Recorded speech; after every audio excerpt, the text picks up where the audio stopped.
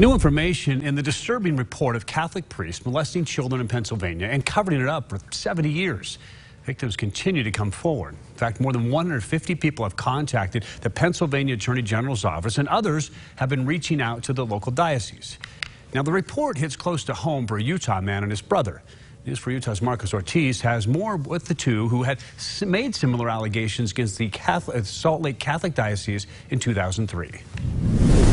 Charlie Colosimo and his brother sued the Catholic Diocese, claiming that in the late 60s and early 70s, a Catholic priest sexually molested them. But the lawsuit was dismissed because the statute of limitations had run out. My first reaction was sadness, just incredible sadness and incredible empathy. For the hundreds of victims sexually abused by Catholic priests in Pennsylvania, a grand jury made that allegation, claiming the Catholic Church in Pennsylvania covered it up. It brought back memories for Charlie Colosimo, who claimed he was sexually abused by a priest in the early 70s. It was almost as if something had been unearthed again, and one of my first responses was, oh my gosh, when is this going to stop? Back then, he and his brother Ralph, seen here, were devout Catholics.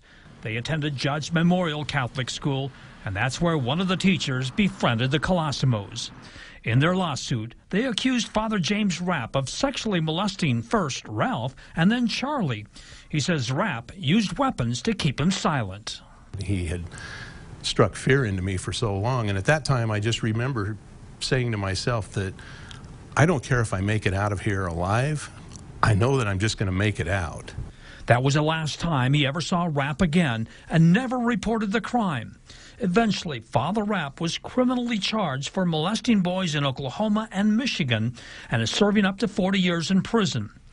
Colosimo says he felt guilt for never reporting it and allowing Rapp to hurt others. But he did go to Rapp's parole hearing in Michigan, testifying against early release, which was denied. And there, Rapp's other victims made him feel whole again.